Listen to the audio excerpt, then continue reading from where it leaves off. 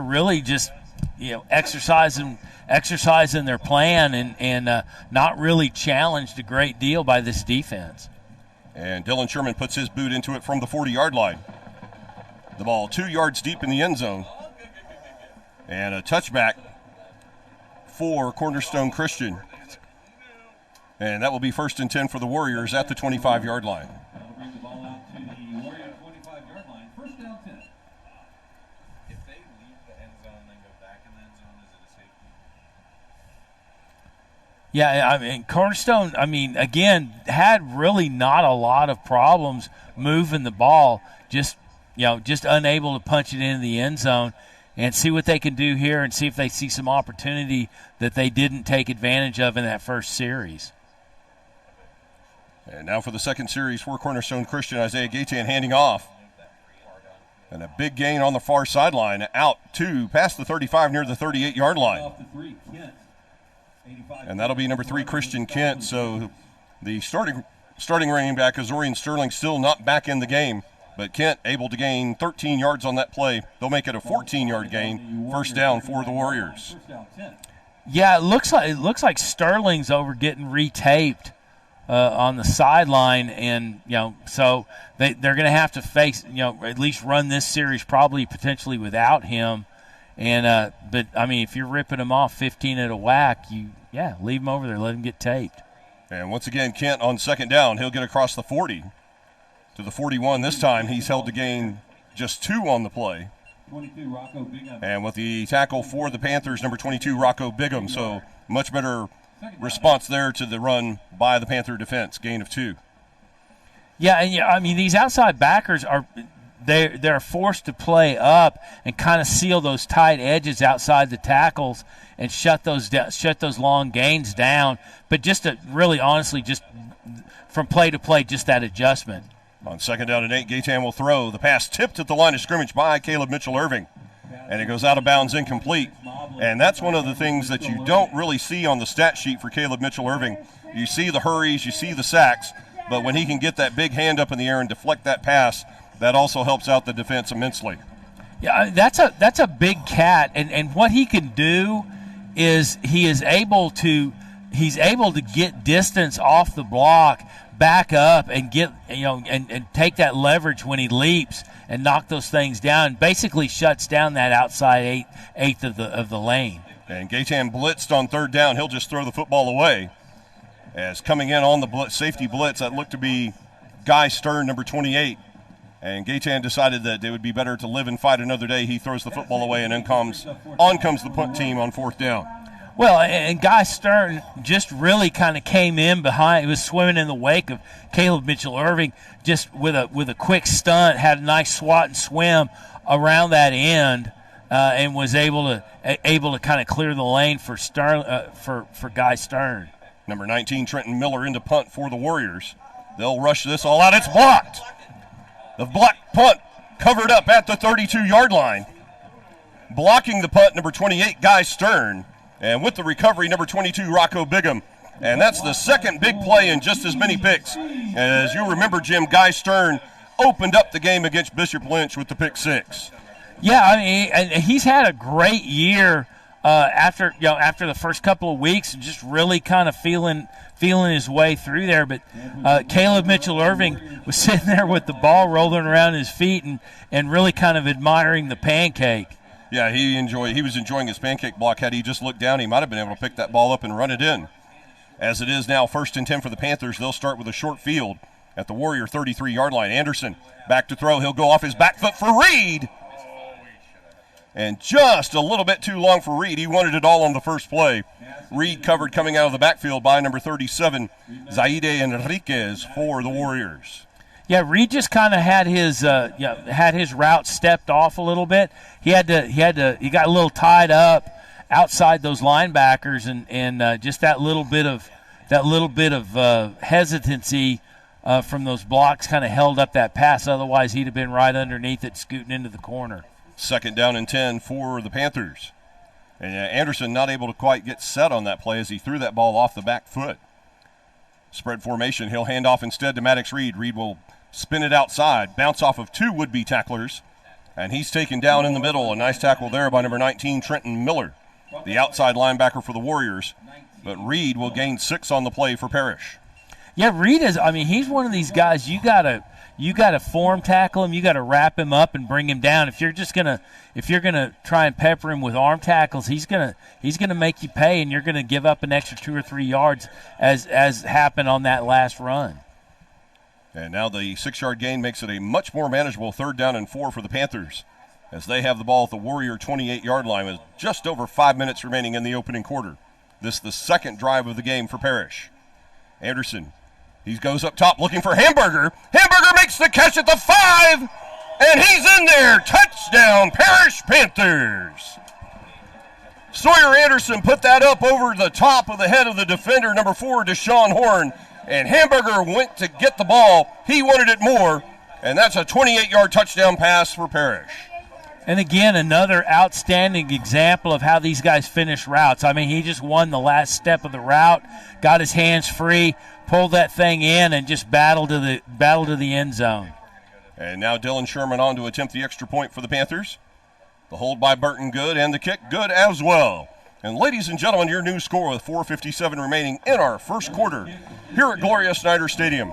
It's your Parish Panthers 14, Cornerstone Christian Warriors nothing. Yeah, I mean, Cornerstone's really got to kind of stop the bleeding, and they have to get this thing down and make it manageable at the bare minimum with a field goal, and certainly need to get into pay dirt and just stop this momentum train that's about to roll through there. And while we have a moment, let's check in down on the sideline with Spencer Pattison.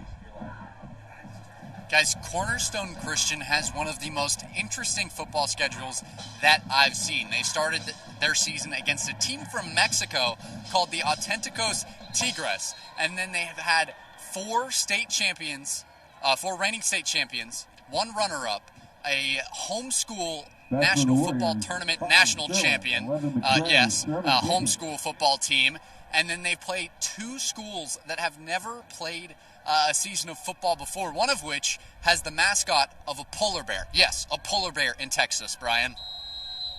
Yeah, I actually saw that on Max Preps. I didn't realize that this was the opening season for the Polar Bears, but you got to give them credit, Jim, for some ingenuity in their mascot choice to choose a polar bear for a team down in San Antonio. I don't even know what to say to that. I honestly, and I'm a mascot guy too. I'm big on the mascot. And Sherman with the kick. It goes through the hands of Carter McCray into the end zone, and the official rules that as a touchback. So I guess they're saying that McCray did not have control of the football, although it did deflect off of him. And Cornerstone will have the ball once again. He didn't know whether to catch it forehand or backhand, and just couldn't drag it in. Zorian Sterling, the starting running back in the game for Cornerstone. On 1st and 10 at the 39-yard. On 1st and 10 at the 39-yard line, they'll dump it off on the screen with the catch, Joshua Cervantes. And Cervantes out near midfield, where he's brought down by number 19, Jesse Richardson. And that will be 2 consecutive first downs on consecutive plays. So it appears that when Coach Stansel gets this Cornerstone Christian offense working, they can pull off some chunk plays and make first downs. Yeah, I mean, they are not without the ability to score, and you can see that in their record, although it's 1-6 and doesn't look great, but they certainly know how to put points on the board. And now Zorian Sterling out of the backfield. He'll gain about 2 on the play until he is muscled out of bounds on the far sideline with the stop Kyle Hamburger alongside Cole Polka. And a big hit there by Caleb Mitchell-Irving to limit Sterling to a gain of 2. Yeah, and again, another thing that you really did, that we missed the early part of the season that you can't account for, and that's Caleb Mitchell-Irving just really kind of sealing those edges and really kind of forcing the run inside or outside, and he's on pursuit. The kid is fast, and he will drag you down. Gaetan fakes the handoff. He'll head the opposite way. Eludes one tackler, but he's held up long enough for D.C. Crane to come in and make the stop. At the line of scrimmage, may have a short gain. Trip Brown had 2 different chances to tackle Gaetan, but held him up enough for Crane to come in and make the hit for no gain. Yeah, I mean, the Cornerstone really just they're not able to get him outside effectively, except in fits and starts, and as soon as they can get that figured out, they're going to get some long gains out of that quarterback or out of that running back position. And now 3rd and 8 at the Panther 48-yard line. Fake the jet sweep. Gaytan looking for someone open down the middle. Now he'll go deep down the middle looking for Cervantes and makes the catch. A nice grab there in triple coverage by Joshua Cervantes as he split the zone and takes the ball all the way down to the 7-yard line. Great touch on the pass by Gaytan. A gain of 41 yards on the play. Yeah, Cervantes just kind of settled in between that zone and was able to settle into a pocket. It was really kind of not really by design, but really just kind of an opportunity pass. And now Gaytan will hand off. No, he'll keep it instead. This young man very good with faking the handoff. He'll get down to the 5-yard line. Brought down there by number 33, Hurley Weicker. So a 2-yard gain. They'll mark it at the 5-yard line. 2nd down and goal for the Warriors. Yeah, and again, you're unable to account for this quarterback going rogue on you outside. And Parish just really has to be aware of that and cognizant of what he's doing, what his tendencies are, and the opportunity of when he's going to do that. On 2nd down and goal, play is stopped. A penalty flag on the far sideline. It looks like it will be false start against Cornerstone, and that's a killer down on the 5-yard line. Yeah, because now you're just giving up yards that you need, and really it helps. That's more beneficial to the defense than you realize, simply because it gives that little breathing room for your secondary to manage those wideouts and manage that pass a little bit better. They'll move the ball back to the 10-yard line, do the officials. It will remain 2nd down and goal now at the Panther 10. A stack trips to the bottom of the screen as Gaytan will roll that way looking to throw. Being pursued by Irving. He flips the ball out. It's intercepted. Guy Stern with the pick. Or no, make that number 23, Cole Polka. 23. My apologies, 23 and 28 in the moment looked very similar, but Cole Polka with the grab as Mitchell tackled Gaytan, punched the ball out, and right into the arms of Cole Polka for an interception. And just settled under it, had the wherewithal to find an open space to go to, and they had a nice little wedge built for him. And one of the Cornerstone running backs got in behind it and brought him down. And it looked like Cole Polka could have taken that all the way had he just gotten a little bit more luck, but as it is, he does return the ball out to the 32-yard line, where Sawyer Anderson and company will go to work with 1:36 remaining here in our first quarter. So the Panthers able to thwart the drive by Cornerstone in the red zone. Anderson handing off now to Maddox Reed. He'll cut inside. And off the 5, Maddox. He took that outside. Looked like he was going to stretch that and cut back inside the linebacker. Gets out to the 39-yard line. It's a gain of 7 for Maddox Reed. Yeah, Reed had a lethal stiff arm to bust off on a tackler and really get a little extra gain for it. And hopefully Parish can take this down and put more points on the board as we approach a minute to play in the first quarter. 2nd down and 3, Panthers. Spread formation. Reed straight ahead. 1st down and more, breaks some tackles midfield. Oh, and just off the shoestring tackle by Zane Pena. Otherwise, Maddox Reed is headed to the house there instead. It's a gain out to the 46-yard line of Cornerstone, 22 yards on the play. Yeah, the Cornerstone safety came up to settle, really kind of closed the lane, and I think with Maddox Reed, if you're just waiting on contact, you're going to get run over. And you're going to get pancaked right there. That's the truck stick. It's what, B button and right. I think it's B button and the right stick up. As it is here, 1st down and 10 for the Panthers. Now at the Cornerstone 46. They'll hit the screen to Hamburger. Hamburger gets a block inside the 40. Great execution on the screen there for Kyle Hamburger, and a nice block from Jalen Pyle to get Hamburger down to the 38-yard line of the Warriors. Yeah, and what Parish is doing is they're working these edges. They're working the edges. They're getting this commitment to the outside. Then they'll run it back at you on the inside. And they really kind of had Cornerstone kind of twisting in the wind on this. And we'll see if they get the play off in time. And instead, Coach Novikov allows the first quarter to expire. And ladies and gentlemen, we've reached the end of the first quarter of play. here at Gloria Snyder Stadium as we bring you live coverage of Week 8 Parish football action on Game On Sports. And your score, ladies and gentlemen, after the first 12 minutes of play, your Parish Panthers 14, San Antonio Cornerstone Christian Warriors nothing. And while we have the quarter break, let's go down and check in with Spencer Pattison on the sideline. Well, guys, kicker Dylan Sherman last week was spectacular. Not only did he kick it through the uprights many, many times, he forced a fumble, recovered the fumble, then they scored, and he was able to kick another PAT. Well, I talked to him before the game today, asked him, hey, are you going to force another fumble today? And he said, well, I hope not. I hope I can kick it past the end zone. So he's got a leg. He's a heck of a kicker, guys. Yeah, it sounds like the discretion being the better part of valor there, Spencer. He would rather just put that ball through the back of the end zone than try to have to stop somebody at midfield on the kickoff return. Hey, the life of a safety valve. Indeed. And as you said, as you mentioned last week, a very intelligent young man who has already been accepted to the Claremont colleges in Division III next year out in California, and that's not an easy school to get into. That's probably the most intelligent city block in the world. Next to Lawrence Livermore Laboratory, I wouldn't argue with you. On 2nd down and 2, Maddox Reed with the carry, and say goodnight to this one. Reed all the way to the house. 38 yards, touchdown, Parish Panthers. Takes the handoff from Anderson. Nobody touched him all the way to the end zone, Jim. Yeah, Reed went outside and got, just had that pursuit drug along with him, which opened up the inside. Just nothing between him and the end zone but some blue turf. And now the aforementioned Dylan Sherman on to attempt the extra point for the Panthers.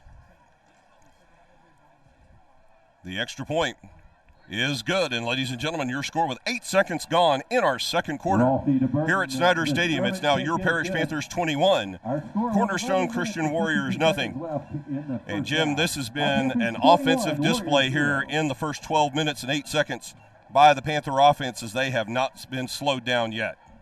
No, not at all. And Cornerstone had that one opportunity late to kind of seal the deal, stop the momentum.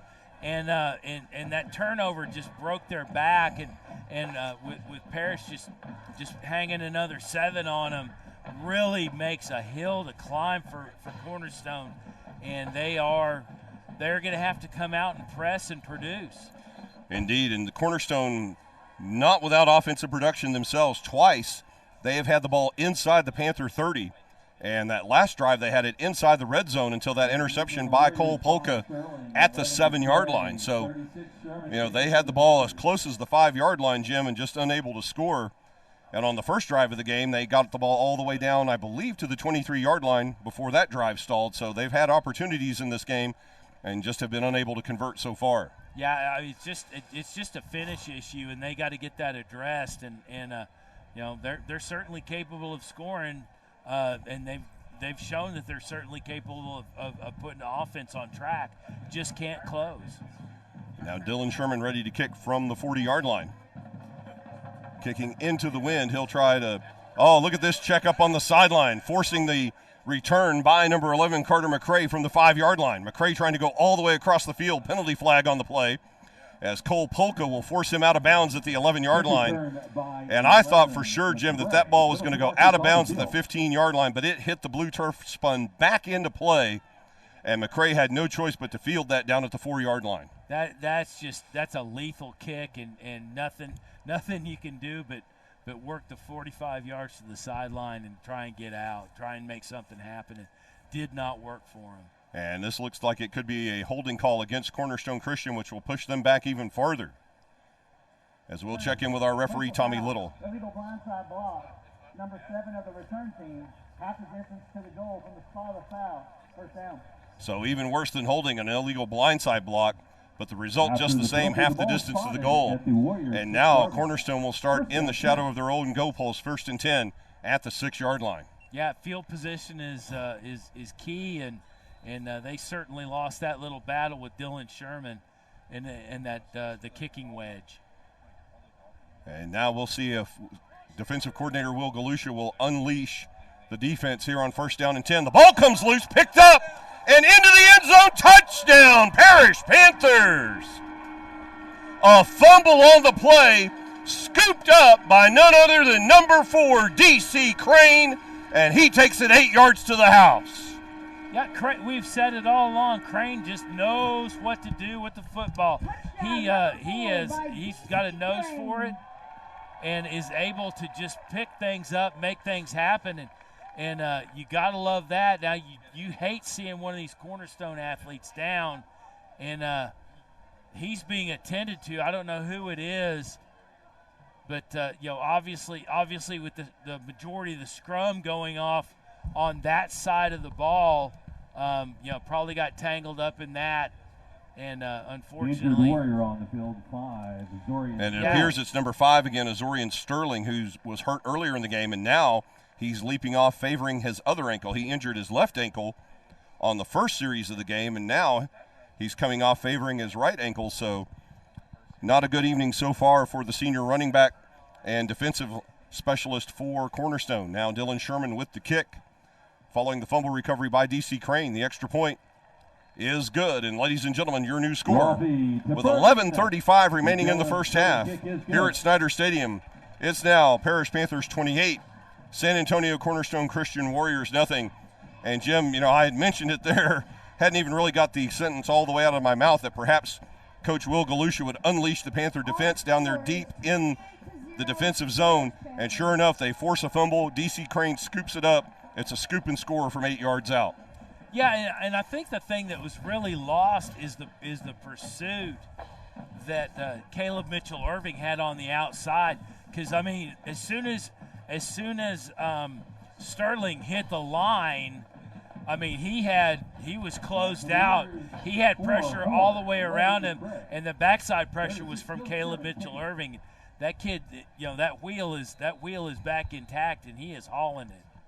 I believe, I wish we had a chance to look at the replay. I believe it was Mitchell Irving who actually forced the fumble, punched it out from behind. I hope to see that on a replay here sometime soon. In the meantime, Dylan Sherman set to kick. And another squib kick. And once again, this will be McCray from the 7-yard line. They'll fake the reverse. McCray will come back to the 20. He's got a blocker at the 30-yard line. Gets away from Ty Whitty at the 35 across the 40. And a nice kick return there for the senior Carter McCray as he brings the ball all the way out to the 42-yard line. 37 yards on the kick return for Cornerstone. And again, Sherman got that thing squibbed, got it rolling on the side. It looked like another play that was just gonna break up for him. And that special teams unit for Cornerstone was able to kind of right the ship and get that thing out to the 42, which is what they need. They at this point, they got to stop the bleeding. And the Warriors will look to do just that now as Isaiah Gaytan and the offense back on the field, 1st down and 10 at the Warrior 42-yard line. Only 35 seconds gone here in the second quarter. Gaytan gets the snap. Looking for somewhere to throw. In the flat, he'll find number 3, Christian Kent. Kent gets away from Cole Polka, and he'll be close to the first down marker. Pushed out of bounds on the play by Kyle Hamburger. And the officials will spot the ball at the Warrior 49-yard line for a gain of 7. Yeah, Cornerstone's not without athletes. They certainly have their fair share. Just the depth of them as opposed to what Parish is throwing on the defensive side really kind of leaves them in the deficit, but they have some talent out there. And that gain, a 7-yard gain, setting up 2nd down and 3. As Cornerstone will now put all 4 receivers to the top of the screen. They'll hand off to number 3, Christian Kent. He'll spin away, get the first down. As D.C. Crane tries to make the tackle, he'll hold on long enough to get help from Kyle Hamburger and Cole Polka. But that's a gain of 7 on the play for Kent and a first down for Cornerstone.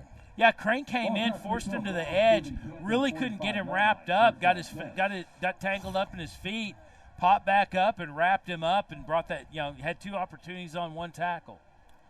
And now a fresh set of downs for Cornerstone. They'll continue in Parish territory at the 45-yard line. Clock running with 10:45 to play in the half. A bunch formation as Gaytan will hit the out route quickly to number 6, Joshua Cervantes. And Cervantes brought down immediately by Jesse Richardson for a gain of 2. Well, Cervantes another one on the stop, just a nice clean wrap up, and still he was able to kind of fall forward, and he's another one with with a short center of gravity that you got to bring down. You got to wrap them up and bring them down. The 2-yard gain makes it 2nd and 8 for the Warriors. And they'll hand off straight ahead as number 3, Christian Kent, will take the bulk of the running duties here with Azorian Sterling injured. And Christian Kent down inside the 40 to the 37-yard line of Parish. A 6-yard gain setting up 3rd and 2.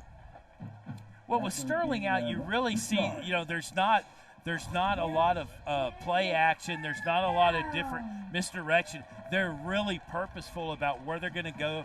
They go to that hole, really kind of takes that dimension off the line where they just really have to focus on, okay, it's going to hand off, it's going to pass. And now Kent once again gets the handoff, barely gets away from Irving, who had him in the backfield. And now Christian Kent with the first down. DC Crane makes the tackle at the 27-yard line. A 10-yard gain. And give credit to Kent there for being slippery enough to get away from Caleb Mitchell Irving in the backfield, because it looked like Mitchell Irving had him for a 3-yard loss. Yeah, he got free, and Caleb Mitchell Irving just really unable to wrap him up. But great pursuit by DC Crane to bring him down. Came in from the far side to wrap him up from behind. So great pursuit on that secondary in the Parish defense. And now for the 3rd time in the game, the Warriors inside the Parish 30-yard line, 1st down and 10. Penalty flag as Gaytan goes deep in the end zone on the corner route. And that ball out of the end zone, incomplete, but we'll check this penalty flag with the head line judge here on the near sideline, and it appears to be illegal formation. 5 men in the backfield against Cornerstone.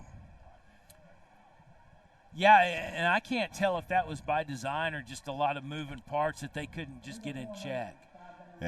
And indeed it is illegal formation against Cornerstone.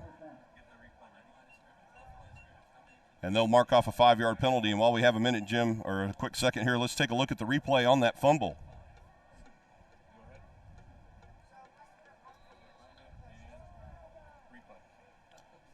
And we'll come over here to the side and we'll see who that was. And no, that was number 88 that knocked that out. That was Ty Whitty with the punch out. I thought I had seen an 8 on that side, but still a great play there. As you'd said, he was being chased all the way by Caleb Mitchell Irving. And Ty Whitty there, wearing number 88 tonight, able to punch that ball out for the scoop and score by DC Crane. Gaytan blitzed, sack, fumble. And does Whitty have another fumble recovery? No. Jumping back there to save the day for Cornerstone Christian, number 78, Grant Gillespie. The right tackle for the Warriors dives on the football to save possession for Cornerstone, but they will lose 8 yards on the play. Yeah, and the tail of that is the pursuit. I mean, putting a lot of pressure on Gaytan, really unable to get loose. And when he took off to accelerate, they got a hand loose or his ball hand loose, and just really that pressure is what did that thing in. But again, with the ball rolling around, it's a 50-50 ball. And now the clock stopped. Play stops with 7:58 as a timeout is taken by Cornerstone Christian. So even the quarterback unaware that his coach, Will Stansel, calls timeout with just under 8 minutes remaining before halftime. This is the second timeout for Cornerstone Christian. Yeah, and again, not really an investment timeout. No, this is a circle the wagons timeout, I think. Yeah. Kind of maybe motivational. I've got a feeling it's motivational in the same way that Coach Novikov was motivational this week about the personal foul penalties. Yeah, I think. I mean, if I'm on that sideline, I'm telling you guys got to get in the end zone. You got to stop the bleeding. It's time. I've been the recipient of that speech a couple of times, where the coach says, "Look, guys, it's time for somebody somewhere to make a play." Got to go out and do it.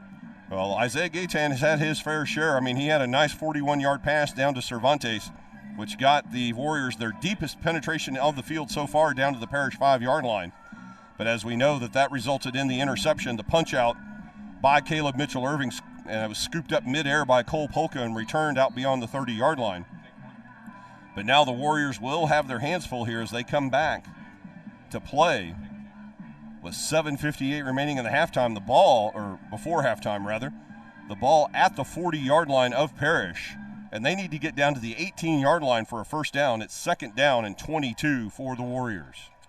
To me, the biggest problem is they have firmly entrenched the momentum on the Parish side, and these guys are loose. And if Parish is loose on you, you are in for a long night. And they try to find Wes Ormond on the jet. They fake him the jet sweep and try to find him on the pass to the far sideline, but Gaytan unable to make the connection. And now they find themselves in even worse trouble. Well, no, now it's 3rd down and 22, but still you've got to have a special play for 3rd and 22 at the +40. Yeah, I mean, Gaytan just try, running against his body, just trying to get the ball pushed upfield, just really didn't get any zip on the ball, and again, due to the pressure. And they'll fake the handoff play action for Gaytan. Here the pocket collapses on him, and he'll be sacked on the play. Sack back at the 41-yard line. Jesse Richardson in on the sack, and there's Caleb Mitchell-Irving celebrating that sack for Parish. His 2nd sack of the season. Yeah, I mean, again, the Parish swagger is back. These guys are playing loose, and that is a bowling ball rolling downhill. And now the punt team on, as in punt formation for the Warriors, number 19, Trenton Miller. As I thought perhaps this was a no man's land situation, but on 4th down and 24, Coach Stansel will punt away. The quick kick by Trenton Miller, and out of bounds. We'll see where they mark this. It'll be somewhere around the 20-yard line. And they'll mark him out of bounds at the 23-yard line, 1st down and 10, and a net of only 17 yards on the punt, but given the circumstances, Jim, that may have been about the best thing Cornerstone could have done there to try to limit the Parish offense. Yeah, I mean, you hope to bury him deep, especially when you're going to turn the thing over, but unfortunately did not come across. And here comes a well-rested offense that's basically been sitting over here for the last 5 minutes, and they are loose and ready to roll. And Sawyer Anderson and company ready to put the ball in play, 1st and 10 at their own 23. Trips to the bottom of your screen. As Anderson back to throw on 1st down, he'll hit the inside route to Bryson Fields. As Bryson Fields this week has been lining up on the inside of that slot formation, and it seems to be doing very well so far. He's tackled by number 19, Trenton Miller, at the 29-yard line. They'll mark a gain of 6. Yeah, Fields is a big body, and I mean, he's given up. I'm looking at this Cornerstone defense. He's probably given up at least an arm's length to everybody in the secondary, and that's a big body that's going to provide opportunity if they're going to allow Parish to keep pushing the ball up with the pass. An empty backfield here on 2nd down and 4, as Maddox Reed lines up at the slot at the bottom of the screen. Anderson quickly, and that pass right in the middle of 3 receivers. I'm not sure. Evidently somebody made a wrong read there. Not sure if it was Anderson or one of the receivers read the route wrong, but that pass falls incomplete, bringing up 3rd down. Yeah, I mean, fortunately to the ground, because in that very fortunate. Yeah, in those situations, a lot of times there'll be a ball hawk on the other end of it and result in a turnover. And we're close to the midway point of this 2nd quarter. 6:18 to play before halftime. 3rd down and 4, Panthers. They'll hand off the ball to Maddox Reed over left tackle, and he'll have 1st down yardage for Parish. He'll get the ball out to the 36-yard line. Making the stop for the Warriors, number 37, Zaide Enriquez. And the sticks will move, 1st and 10 for Parish. And this second level blocking from Parish is really just opening things up. And now 1st and 10 Parish from their own 36. Still, and this, once again, another empty backfield.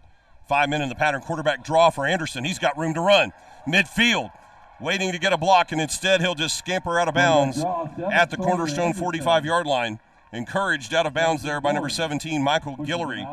And I think probably the best thing you could have seen there, the smartest play, was Kyle Hamburger standing back here at the Cornerstone 35-yard line and doing absolutely nothing instead of throwing a block in the back. I mean, very good patience. Oh, and Pyle wide open. Anderson threw behind him there on 1st down and 10. But a very smart play there. I just wanted to point that out. A very smart play by Kyle Hamburger. He could have come back and tried to make something happen, but instead he saw that Anderson was going out of bounds and just let things be, because a lot of times you'll see that receiver try to come up and do something and they end up throwing a block in the back. Yeah, and Cornerstone really kind of shifted themselves out of that last play. They really opened up that ground where Sawyer Anderson saw, okay, there's opportunity, and he took it. And if they're gonna play unbalanced, they're in for a long night. And once again, empty backfield for Anderson. He'll go across the middle. The pass complete to Bryson Fields. And Fields, a nice open field tackle right there. Give credit to Zane Pena. And he takes Fields down to the turf at the 38-yard line. But once again, Fields, with his height advantage, as you mentioned earlier, he's probably got 5 to 7 inches over all of those players. Triple coverage there on Fields, but he still makes the grab for a gain of 8.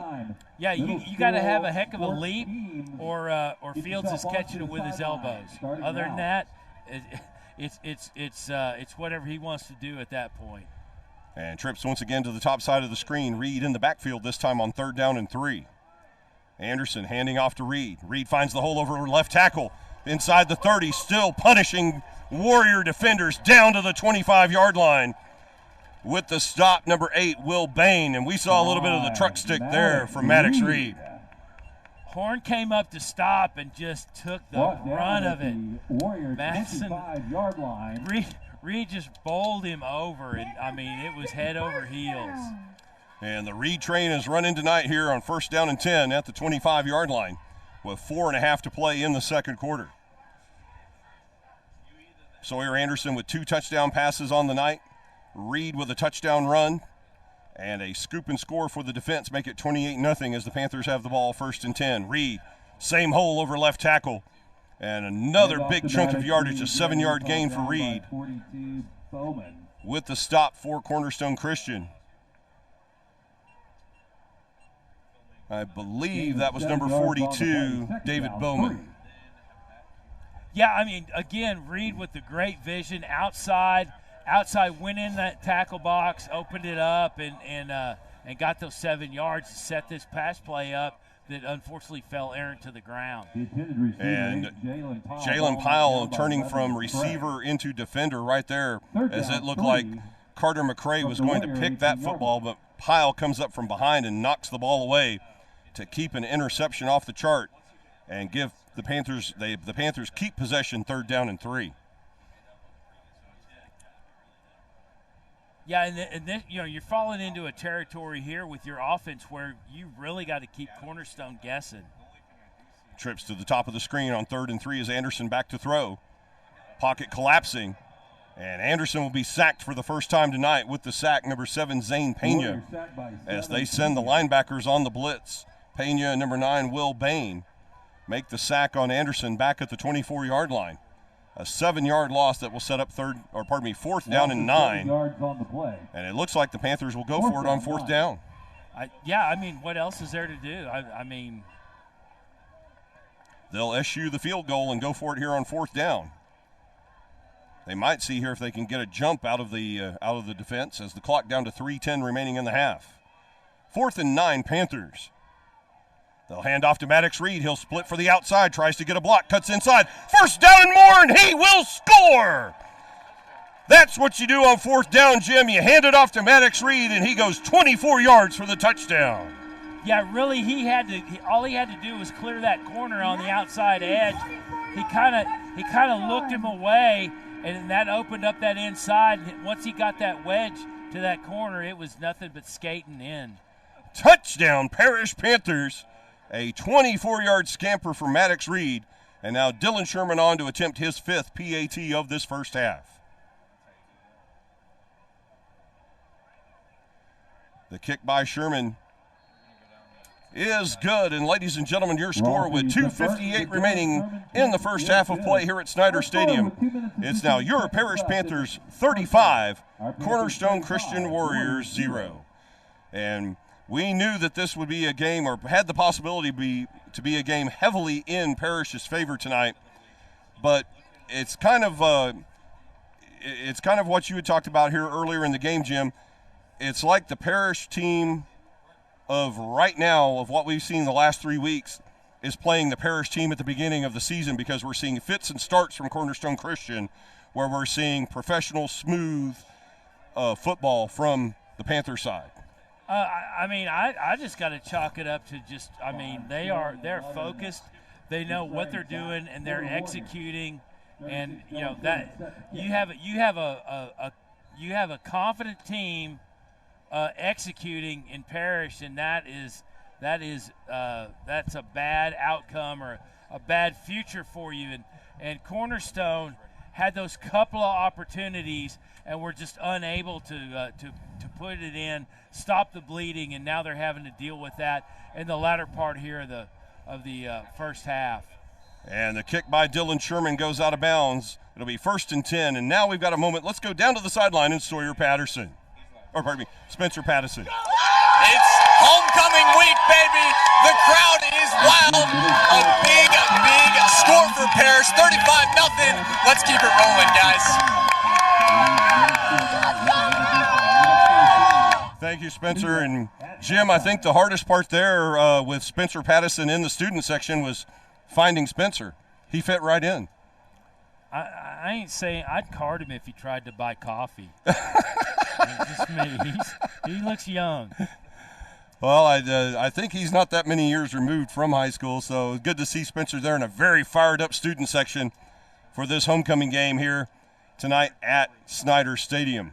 35-0 the lead as Cornerstone Christian will have the ball 1st and 10 at the 30-yard line following the penalty on the kick. And straight ahead, number 3, Christian Kent with the carry. He'll have first down yardage for the Panthers. Credit 28, Guy Stern with the tackle for the Panthers. Ball up to the Warrior 41-yard line. First down 10. Yeah, Stern came in and kind of closed that thing out, Brian, and that was a nice gain from Cornerstone, and they're not going away, but they got to string a lot of good stuff together. And now Gaytan looking to throw. That pass just barely tipped. Tipped up by Kyle Hamburger, and Guy Stern laid the wood on the receiver set up on the far sideline. Thankfully, no penalty on the play, but that very easily could have been a defenseless hit on a receiver as Taj Mobley slow to get up for the Warriors. Yeah, Mobley did himself no favors by turning around after the ball went past, which basically opened himself up for that hit. And just like that, it was a big gain on first down, but the incomplete pass here on 1st and 10 at the 41 makes it 2nd down and 10. 2:26 to play in the half as Gaytan will fake the handoff, throw complete out to the far sideline, and a gain out to the 46-yard line. I believe that was Wes Ormond with the catch, number 9. Tackled by Julian Mayfield. And it is a gain of 4 for Cornerstone, bringing up 3rd down. Yeah, Ormond cleared the line of scrimmage, had a man on a block, just went outside. Inside would have been better, got him another couple of 5 yards. He could have avoided a tackle and maybe stretched that thing out, but just outside versus inside, wrong decision. And Gaytan trying to throw the go route here on 3rd down, throws it behind the receivers. They had not yet turned around to catch the pass, and lucky for them that DC Crane didn't pick that football off. And now Cornerstone in a very unenviable position, facing 4th down and 6 at their own 45-yard line with 1:50 to play in the half. Yeah, and again, Parish with momentum behind them, kind of to a certain degree feeling their oats, and Cornerstone's got a mighty hill to climb. And that will do it right there as Gaytan will throw downfield. The pass complete at the 39-yard line. Very nice tiptoe on the sideline by the Cornerstone receiver. Pitch and catch on the play of 16 yards and a first down for Cornerstone Christian. Yeah, Ormond did a great job about settling in that zone, finding that pocket to kind of live in until that ball could get there. Great play and great play selection for Cornerstone. Keep this ball moving. Gaytan back to throw again on 1st and 10 at the Panther 39. Flushed out of the pocket. He'll come to the near side. Find Christian Kent. Kent gets a block inside the 20. And that could have been a whole lot more, but thankfully Guy Stern makes the stop at the 15-yard line. So another big chunk of yardage, 24 yards on the play there. And it looks like the Panthers in a prevent defense. And so far all that's doing is preventing the Panthers from getting the ball back here with a minute and a half to play before halftime. Yeah, I mean, I want to point out Guy Stern had great pursuit on that. Took a tackle, got off his tackle, cut in pursuit of the ball carrier. Guy cut outside and just fell right into to Guy Stern where he could bring him down. And now Ormond with the catch. He'll get down inside the 5 to the 4-yard line. A nice choice route there. And they left Ormond open in the field of play. Both defenders went to cover the Warrior moving into the end zone. And now it's first down and goal for the Warriors at the Panther 4-yard line. Less than a minute to play in the half. Gaetan rolling to his right, flushed out of the pocket. And he'll just throw that ball away out of bounds. A nice smart play there by Gaetan to force second down and goal. Yeah, Cornerstone an enviable spot on the field and first down. And really inside the 20s, the only real connection they've had is the bullet to the foot. And they have been in this situation before earlier in the half where they did indeed shoot themselves in the foot by fumbling the football.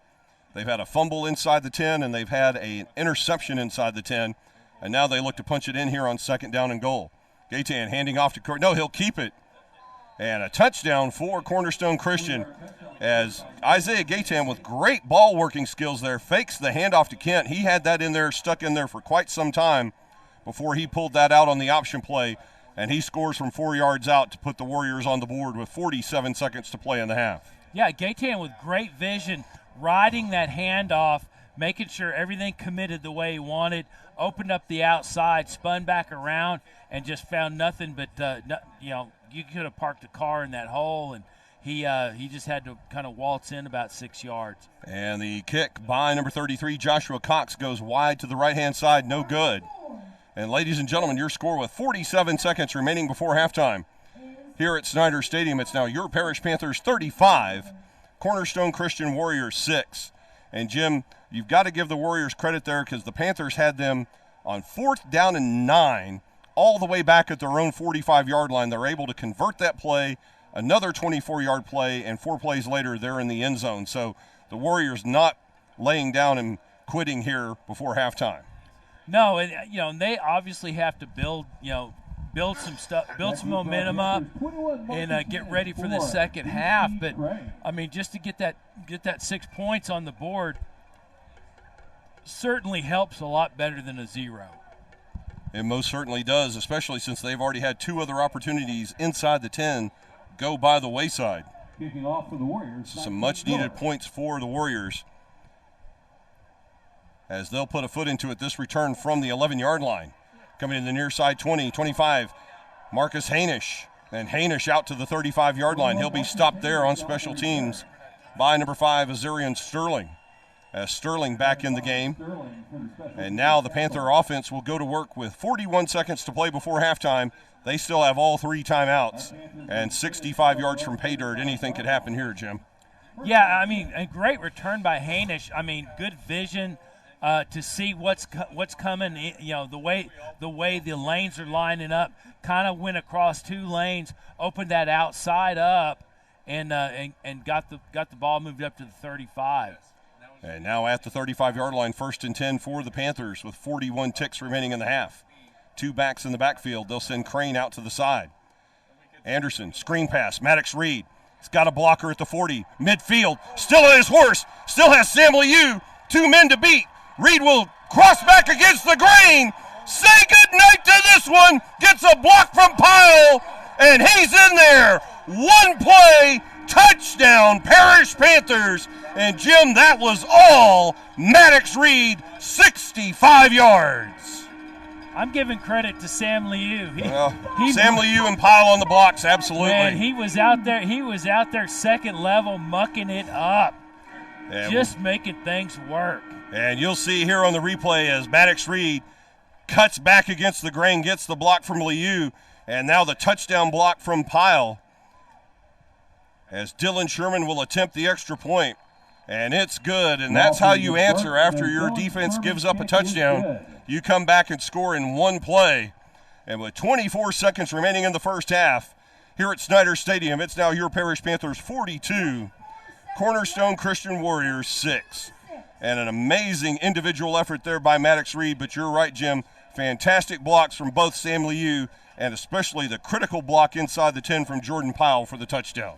Yeah, I mean, those guys, I mean, when you get those big guys out up top in the secondary and you have would-be tacklers giving up 100 pounds, they kind of help you a little bit by running away. They run backwards, don't they?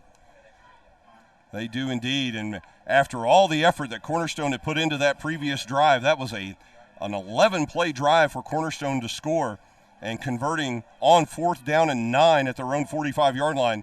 The Panthers come back, and that's got to demoralize and deflate you there, Jim, with the Panthers to come back in just one play and put 7 on the board right after you were only able to put 6 on the board yourself. Yeah, and unfortunately, I don't want to explain away the half, but I mean, if you look at the Cornerstone miscues, the turnovers, and what that gave Parish on short field, if they were able to execute, this game would certainly, and this is overstating the obvious, but the game would certainly be a lot closer. Just, if they were just able to close out just a little bit, just that little bit of improvement or a little bit of discipline that would get them, get them where they're executing well. Oh, indeed. I mean, this is just, a couple of easy plays, a couple of minor mistakes away from being a 42-20 game, because, I mean, they had the ball 2 other times inside the 10-yard line and gave it up on the scoop and score by D.C. Crane and then the interception by Cole Polka. So if you take Crane's touchdown off the board and give them the 14 points they could have had, then, this could easily be, a 40 or 35-20 game right before halftime. Yeah, and we sound like two guys in the middle of arbitration, but yeah, indeed. That's absolutely right. Gaytan will roll to his left on 1st down with 22 seconds to play in the half. And a nice pass there. Unfortunately, Joshua Cervantes unable to find the handle at the 37-yard line, and the pass falls incomplete. They'll play 2nd down. And you're right, Jim, we could sit here and play shoulda, coulda, woulda all we want. But as it is, with 19 ticks remaining, the Cornerstone Christian Warriors are down by 36. Yeah, Cervantes on that little cross route kind of got alligator armed, and he walks back to the huddle kind of talking to his hands and just knows that was an opportunity to execute. 2nd down and 10 here for the Warriors. They'll hand off straight ahead. And out across the 30 to the 31-yard line.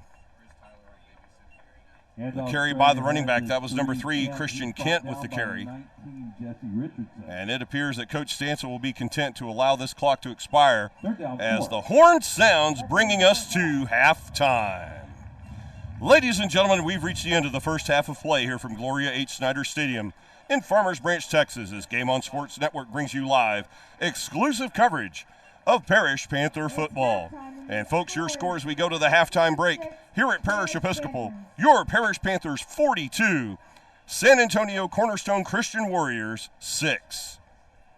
And Jim, this has been a thoroughly dominating performance here in the first 24 minutes by Parish Episcopal. As we have a moment here, we're going to go down to the sideline real quick with Spencer Pattison. Guys, I have it. Derek Eusebio, Cedric Mays, and Chase Burton. First of all, what do you guys think of the game so far? It's about what I expected. 42-6 at half. I'm proud of the guys, Looks like it was when we were here, so. Cedric, you obviously had a fantastic season last year. What's it like at Mount Union? Well, it's pretty good. It's kind of the same. We built the culture kind of the same we did at Parish, a winning culture. We just want to get the job done just like we did at Parish. And Derek, Arizona State, it might be a little bit hotter there than it is out here. Yeah, it's hot. How is it out there?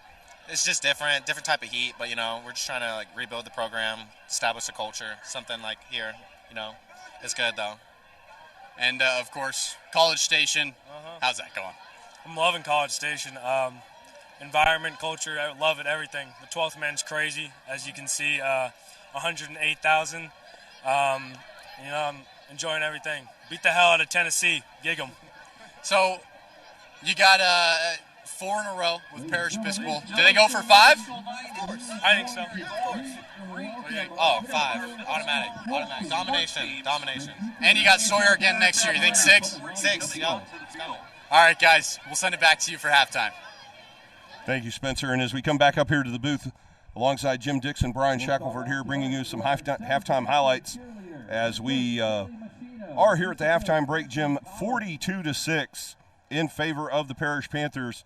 And we had talked about this in the open, the possibility the Panthers could just take this and run away and hide in the first half. And thanks to some critical miscues by the Cornerstone Christian offense, Parish has been able to do exactly that. They've scored on offense, 5 touchdowns. They have 1 defensive touchdown on the scoop and score by D.C. Crane, and they hold a commanding 42-6 lead here at the halftime break. Yeah, I mean, and you know, we talked about it in pregame.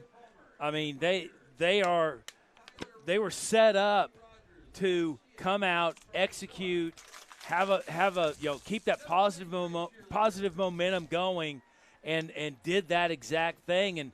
And Cornerstone kind of let them back, let them do the necktie up, mental side of the game where they're executing with great momentum and just carrying out their game plan. Indeed, the Panthers have been able to execute here in all 3 phases, scoring on defense, 5 touchdowns on offense. Sawyer Anderson with 3 touchdown passes so far, and actually 4, I believe, 4 touchdown passes, a touchdown run, and a touchdown receiving for Maddox Reed, as we'll check in here on some halftime statistics. And then you've got the scoop and score on the 8-yard fumble return by D.C. Crane, which puts us here at 42-6 at halftime. And I think that your explanation in the beginning of the game said it best. Is you've got Parish now firing on all 4 cylinders as they have for the last 3 weeks, and the Cornerstone Christian team, especially on the offensive side of the ball, it's functioning in fits and starts, to use your term, to where they were able to put together 1 touchdown drive, but they could have had so much more. Yeah, there's certainly opportunity that has slipped through Cornerstone's hands, but I mean, to be honest with you, the way Parish is executed, the easiest conversation we could have is the opportunities that slip through Parish's fingers, which has been little to none. I mean, right. They have for the most part played mistake free. The silly, thoughtless penalties have gone away completely. They're playing very disciplined, very focused, and have been able to play emotionally up and playing with some swagger, and that's a bad combination with Parish. You have a culture, and this kind of goes to what these guys in college are talking about. There's a culture that teams look for.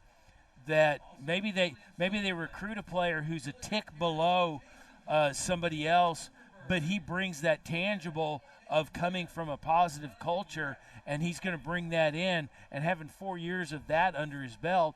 And this is a program that's had 5 years of that. The seniors now, we're seeing this in 8th grade. Indeed. And anytime you're enveloped in a culture like that, and you have the momentum of being able to execute at will, and that swagger, it's a lot to overcome. Indeed, and at the halftime break, it does stand 42-6 in favor of Parish. As we look at some other scores here in TAPS District 1-6A, as the other 4 teams in 1-6A in action against one another here tonight. A halftime score from Doscasille Stadium in Fort Worth. Prestonwood Christian, 42. Fort Worth Nolan, 12 at half. And we'll also check in on Bishop Lynch and Trinity Christian Addison. We don't have a score update on that game, but 42-6 here as we play football at halftime here at Snyder Stadium. And, folks, we're going to step aside here for the halftime festivities here at Homecoming on our homecoming evening here at Snyder Stadium. Panthers 42, Cornerstone Christian Warriors 6. We'll be back with an exciting second half of football. Stay with us right here on Game On Sports. Katie Shaw, Anaya Sheik, Monica Uglantz, Simone Warren. Ladies and gentlemen, let's give a round of applause to our middle school student athletes and coaches. These are the young men and women you're going to see out here in the coming years.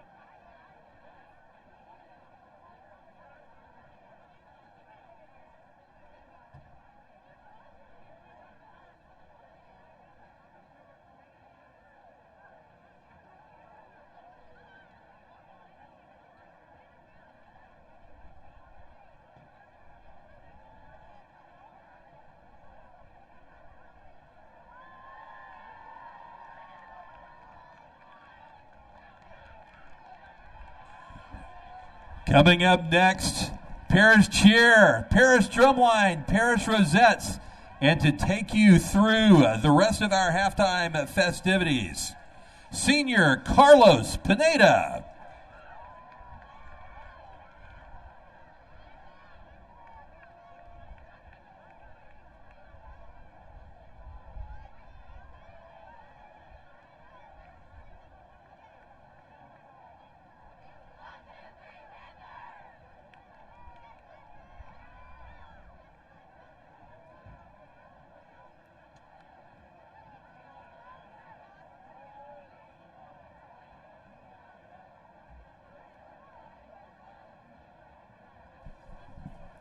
Please welcome to the field your parish cheerleaders.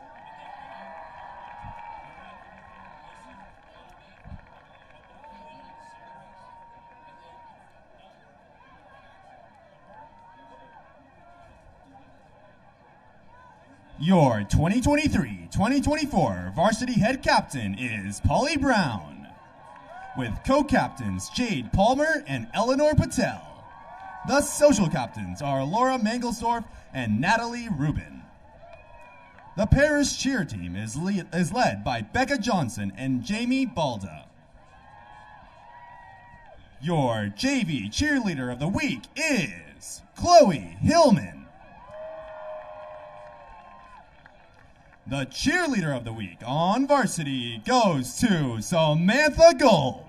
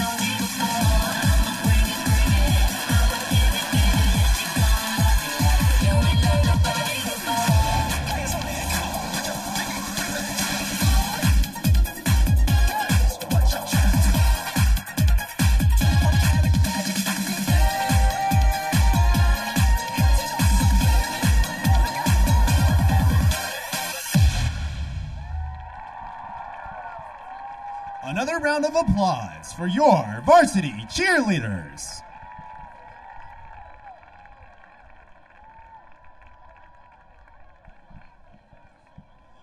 Now taking to the field, your 2023-2024 Parish Drumline. The captain of the Parish Drumline is Julia Bixby. Assistant captain is Meredith Walker. Section leaders are Jake McDonald and Tyler Wing. And manager is Cooper Hardman. The Parish Drumline is under the direction of Mrs. Zoe Vandekieft.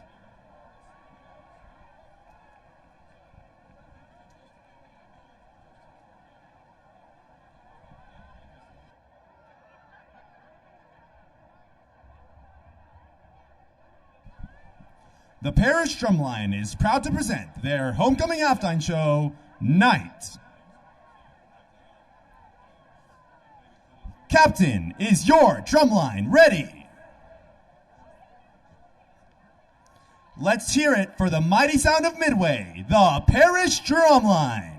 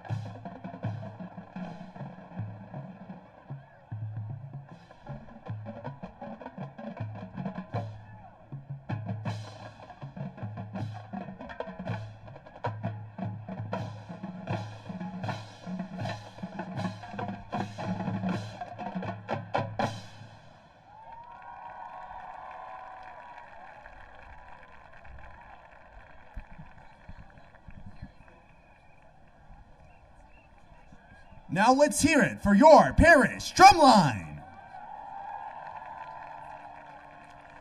Now assembling on the 50-yard line, your Parish Rosettes.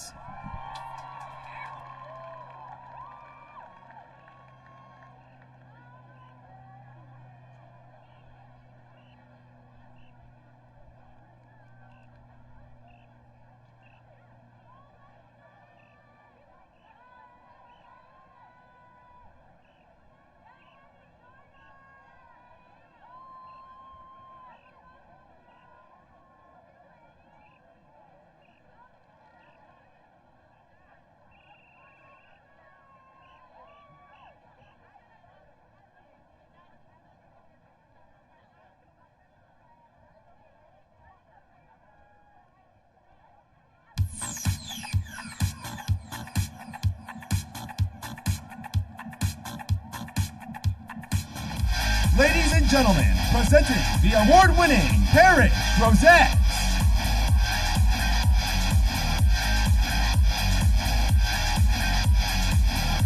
The Rosette officers are Lieutenant Allison Groman, First Lieutenant Annie Joyner, and Captain Alexis Arnoldi.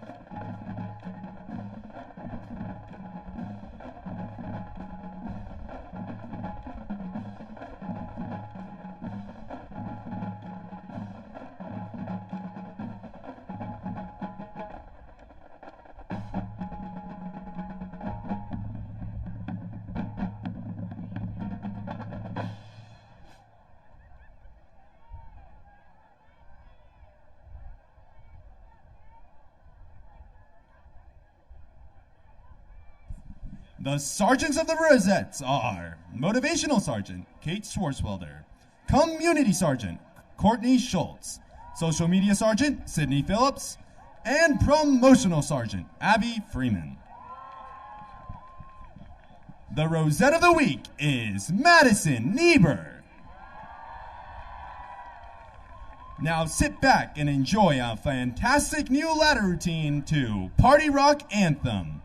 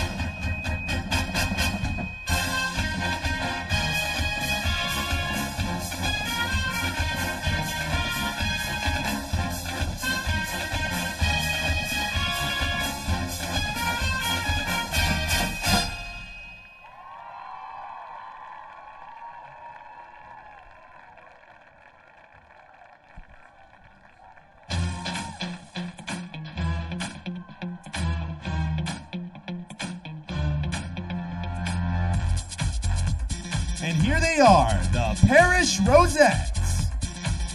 The Rosette managers are Reese Cotton, George Dunk, Nick Iyer, and Jillian Platt. The directors of the Parish Rosettes are Mrs. Megan Bowen and Mrs. Drew Stein. A special thank you to our friends in the Parish Drumline for making tonight's performance extra special. And I'm Carlos Pineda, the voice of the Rosettes.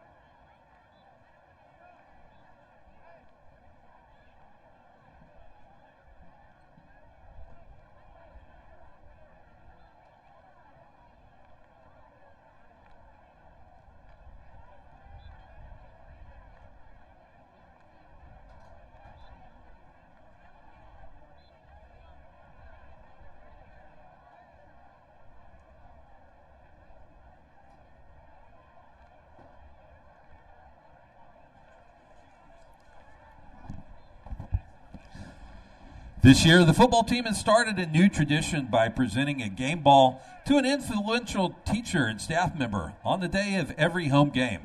This week, the team was proud to present the game ball to math teacher Julie Kidder. The team would like to thank her for her unwavering support in the classroom and the years she spent as a statistician on the sideline. Thank you, Julie, and all our parish teachers.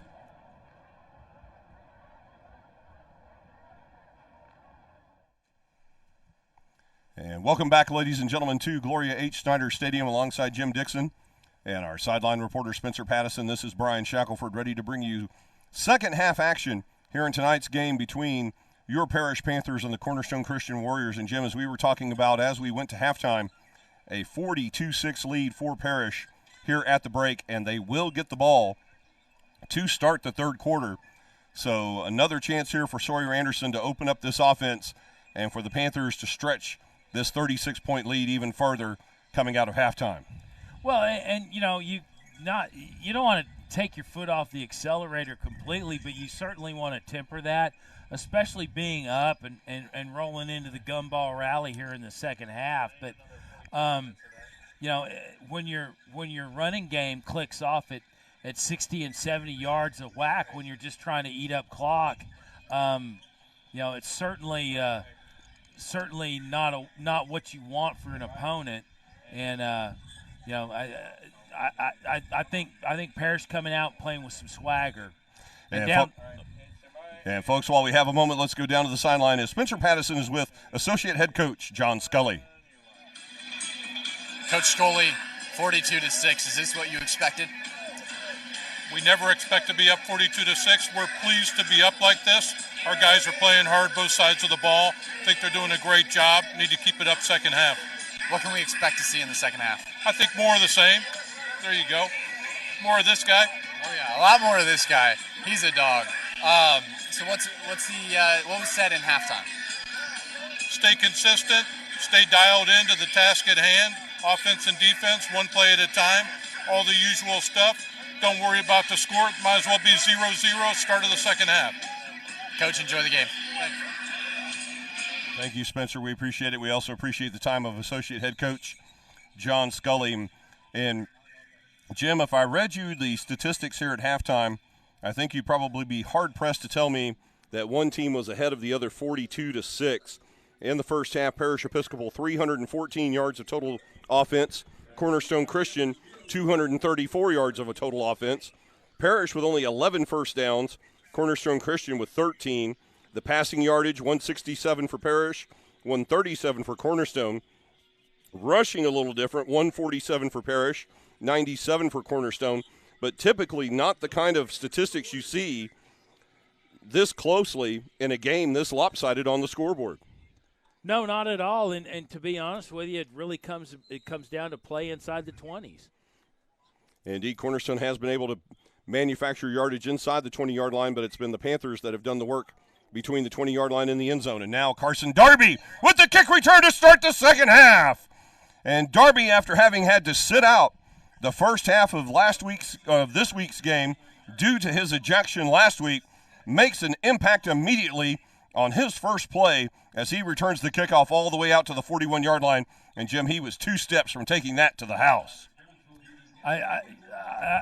I'm still aghast at how that pursuit got him, because really it looked like the block forced the would-be tackler out of bounds, where he came back in to drag Darby down from behind. Yeah, I'm not exactly sure if he established himself back in the field of play before making that tackle, but no penalty by the officials, so we'll play football here, 1st and 10. Anderson throws, and, of course, the first catch of the third quarter, Carson Darby. And Darby with a gain out to the 47-yard line, a quick 6 yards on the quick hitter for Parish. The tackle for Cornerstone Christian, number 37, Zaide Enriquez. Well, and the thing that Cornerstone really needs to focus on is these guys were really pushing the ball upfield, really played flawless on the offensive zone, on the offensive attack, and now they have all the cards in their hands with Darby back on the field. Indeed, now 2nd down 4 for the Panthers at their own 47. They'll hand off. No, fake to Maddox Reed. Good fake by Anderson. Play action he's got all day. Gets away from one tackler. Now he'll dump off on the short route to Reed. Oh, no, make that Jordan Pyle. Oh, whoop! At the 40-yard line, penalty flag comes in. And are they going to get Darby for a block, or is that going to be a face mask on Pyle? We'll see. As Jalen Pyle down at the Cornerstone 39-yard line. We'll check the penalty. The first one was Darby coming back in with a block in the back. I think they may have all gotten that. Unfortunately, as once again, Carson Darby having to sit out. I didn't think he would have to sit out the first half of this game since he was ejected in the first half of the previous game. But evidently TAPS rules a little bit different from the NCAA rules, so he had to sit out the first half regardless. And the illegal blindside block will take the ball back to the 44-yard line. We will replay second down, so instead of second down and 4, it's now second down and 7. Well, and as to what Coach Scully was talking about, the focus is, Parish comes out, they have some momentum behind them, they're playing with some swagger, and they're literally just taking it play by play. And that is a testament to the discipline, but these guys, that is a dangerous thing. Beckett Smith in open field, and you can say goodnight to this one. He's going to take it to the house. Nobody out there covering Beckett Smith, and one play, 56 yards to the house. Touchdown, Panthers. Yeah, Smith got out on the edge, had his man. He came inside on his man. Nobody picked him up on the inside seam. There's a safety over top. He was playing pursuit on the far side. Nothing for him but wide open blue turf to parade on. And following the 56-yard touchdown pass to Beckham Smith, his second of the game, Dylan Sherman to attempt the point after. The extra point is good. And ladies and gentlemen, your new score, as the clock moves with just over 10 minutes to play in the third quarter, your Parish Panthers 49, Cornerstone Christian Warriors 6. And just like that, Jim, the Panthers take the opening kickoff of the third quarter, and in 4 plays, they march 51 yards for a touchdown. Not just that. I mean, they gave up penalty yards and they gave up penalty yards and the like. So I mean, it's even more on greased wheels than that. Yeah, Parish is playing very disciplined, very focused, one play at a time, and Cornerstone's just giving them every opportunity to impose their will, and unfortunately for this thing going lopsided, we're going into a running clock, and this thing is all but over. And now with the running clock established, as it appears Cornerstone Christian did agree to the 40-point TAPS mercy rule before the game. Dylan Sherman set to kick. And this will be McCray at the goal line. Actually a yard deep. Oh, he'll hand off, reverse, to number 5, Azarian Sterling. And Sterling will get the ball across the 20 to the 22-yard line. Staying at home on special teams to make the stop for Parish, number 9, Zach Shapiro, and number 11, Todd Sedbury. And now I believe with the running clock and less than 8.5 to play in the third quarter, we'll see the second-team offense. Well, no, it still appears to be the first-team defense on the field for the Panthers. Looks like they'll finish the third quarter. I guess they get one set in the third quarter. Yeah, and Brian, back to that kickoff. I mean, good discipline by Parish. Stay in your lanes. Don't over pursue. Just let things happen, and they shut down that reverse in quick order. And now Christian Kent with the carry. And Kent with a big gain all the way out to the 48-yard line. So the first play from scrimmage, a 25-yard play for Cornerstone Christian as they have the ball near midfield. And it looked like Kent was untouched until tackled at the 48-yard line for a gain of 25. Yeah, he had a wide range to run on that outside. That tackle opened up. Just had a great space to go in and operate. And now a fresh set of downs for Cornerstone Christian, 1st and 10 at their own 48-yard line. As the clock now moving with 7.5 to play in the third. They'll hand off again to Christian Kent straight up the middle. Yeah, and Kent stopped at midfield for a gain of 3. Really nowhere to go. The last man off the pile, number 85, Caleb Mitchell-Irving. He'll record his 6th tackle of the evening. And they'll mark it as just a gain of 2 at the midfield stripe, bringing up 2nd down and 8.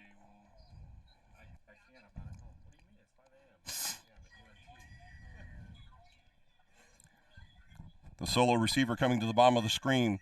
A stack at the top of your screen as you watch on your tablet, smartphone, or computing device. On 2nd and 8, and the inside handoff, once again, Christian Kent. And this time he'll be pushed backwards, give Landry Sattler the tackle. As Kent going nowhere. Well, they'll give him a gain of 2 to the Panther 48. Yeah, they certainly closed that off. That was a hole in the first play of this series that kind of opened up, and good adjustment from the defense to close that thing out. And two-yard gains in a row will make it 3rd down and 6 now for Cornerstone. At the Panther 48-yard line, they'll put a bunch trip formation stacked at the bottom of your screen. Wes Orman, the sole receiver at the top. On 3rd down and 6, the quick snap back to Gaytan. He'll roll to his left, try to roll back. D.C. Crane just missed him on the safety blitz. Now he'll run forward, nobody there. And Caleb Mitchell-Irving making the stop at the Panther 39-yard line. And unfortunately, Jim, that's the result of sending the corner blitz. If you don't make the tackle, it's open field, and Gaytan able to get a 1st down for the Warriors. Yeah, when you're coming in, when you over pursue, you got to adjust the balance to the outside and close that thing off. You're really playing 10 men up, and letting that corner, kind of run free and do his thing, but he's got to execute. Penalty flag on the play as Joshua Cervantes takes the zone read handoff close to the 1st down marker. But we'll check that penalty flag with our referee tonight, Mr. Tommy Little. And for the 3rd time tonight, the Cornerstone Warriors penalized for illegal formation, 5 men in the backfield. And as you said, Jim, they're playing in game number 8 of their season. These are not the kind of penalties you expect this late in the campaign. Yeah, a little late for that kind of stuff, but you never know what they're kind of mixing in. Maybe they're kind of flipping the playbook around to see what they can take advantage of with Parish, but that defense having none of it. And now the penalty puts the ball back at the Parish 44-yard line, making it 1st and 15 for Cornerstone Christian with 4.5 to play here in quarter number 3. 2 backs in the backfield for Gaytan. He'll hand off to Christian Kent, and Kent finds room on the right side. The ball comes loose, still on the turf. Did that stay in bounds? No, the official rules it went out of bounds at the 31-yard line. Last touch by Kent. So an 8-yard gain on the play for Cornerstone Christian. Yeah, I mean, good gain, and that stop, that corner got under the ball and just popped it loose, and unfortunately that rolled out for that large gain. The 8-yard gain bringing up now 2nd down and 2 for Cornerstone at the Panther 31-yard line. Kent, the lone setback, they'll shift 2 receivers to the top of the formation. And now Kent, the fake handoff, and this time not fooled at all is number 33, Hurley Weicker, as he takes Gaytan down at the 33-yard line for a loss of 2. Yeah, Weicker got him wrapped up, brought him down WWE style. These guys are getting great pursuit simply because they're engaging those blocks, they're creating space to operate, and then they're just putting their man kind of where they want them and certainly wrapping up. 2 receivers to the bottom of your screen now, 3 on 3rd down and 3 at the 32-yard line. Gaytan fakes the handoff, play action. He'll look to the far sideline. And the reception made at the 17-yard line. Nice footwork there on the far sideline by number 9, Wes Ormond, as Ormond will have a 1st down for Cornerstone Christian. Yeah, I mean, and Cornerstone, they're pushing the ball upfield, but again, they fall into the trouble territory if they can't score outside the 20, they're going to get extra touches inside, and every time they're touching it inside the 20, it's in jeopardy. Indeed, only 1 for 3 in their opportunities inside the red zone this evening. 1st and 10 at the 16-yard line. Christian Kent gets away from Caleb Mitchell-Irving, trying to race DC Crane to the marker. And Kent will get out of bounds. Not sure if he's got the first down or not. That will come down to the spot by the official. Very close. They're not moving the chains. It will be second down in inches. 2 minutes to play in the third quarter. Second down inches from the Panthers' 7-yard line. Looks like they got a little tight on that spot there. They gave him a yard. Yeah, it looks like it's second down and a yard at the Panthers' 7-yard line. Gaytan fakes the handoff. He's going to keep himself, get around Mitchell-Irving. And he'll be held short at, well, this will come down to the spot. Hurley Weicker makes the stop. And the official does signal first down and goal for Cornerstone Christian. Make that Sattler with the tackle. I want to see a chain mark. I think it's a lost art. It's gone like the bunt. It's sad. I always love to see that. It's just, you can't walk away from stuff like that. It's a staple. Indeed. First down and goal now for the Warriors at the Panthers' 6-yard line. 2 backs in the backfield as Gaytan will hand off. Coming to Kent. Or pardon me, no, that's number 7, Zane Pena with the carry. He'll be stopped behind the line of scrimmage. Dropped at the 8-yard line by number 88, Ty Whitty. Yeah, Whitty did a great job about getting off his man, getting down there and wrapping up on the ankles and bringing that guy down. A loss of 2 on the play. Back to the 8-yard line as we have 44 seconds to play in quarter number 3. Game clock down to 5 as the Warriors face second down and goal. Not sure if they see that. The back judge is going to let it go. Gaytan on the fake. He'll throw into the end zone, out the back of the end zone. And that brings up third down and goal. Yeah, again, bullet foot inside the 20, and Cornerstone just can't seem to generate or break that plane. And we'll see if Coach Stansel chooses to run a play here in the remaining 8 seconds of quarter number 3, or if he'll let this slide to the fourth quarter. And indeed he will, as the horn sounds, ending our third quarter of play. Ladies and gentlemen, 3 quarters in the books here this evening at Snyder Stadium as we bring you live exclusive coverage of Parish Panther football here on Game On Sports. And your score as we head to the fourth quarter here at Parish Episcopal, your Parish Panthers 49, Cornerstone Christian Warriors 6. And Jim, a quick third quarter there with the running clock, but Cornerstone threatening here as we get ready to start quarter number 4. And quickly, let's go down to the sideline once again with Spencer Pattison.